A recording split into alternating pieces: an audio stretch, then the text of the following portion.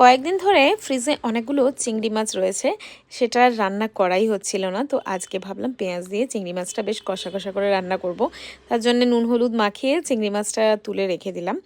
তারপর ওই তেলের মধ্যেই কিন্তু দিয়ে দিয়েছি হচ্ছে পেঁয়াজ কুচি, তারপর দিয়েছি রসুনের গ্রেট করে নেওয়া রসুনটা, আর দিয়েছি টমেটো, নুন হলুদ লঙ্কা জিরে সব কিছু দিয়ে ভালো করে কিন্তু মশলাটা কষিয়ে নিয়েছি। কষিয়ে নেওয়ার পরে যখন মশলাটা থেকে বেশ তেল ছেড়ে এসছে, তখন একটু জল দিয়ে আবার একটু কষিয়ে নিয়েছি।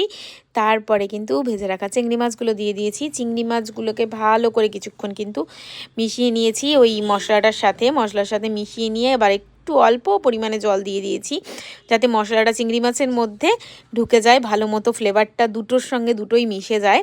তারপর দিয়ে দিয়েছি ধনেপাতা কুচি। ধনেপাতাটা দিয়ে ভালো করে কিন্তু আরও একটু ফুটিয়ে নিয়েছি, হালকা একটু গ্রেভি রেখে কিন্তু নামিয়ে নিয়েছি। ব্যাস রেডি কিন্তু চিংড়ি মাছ কষা।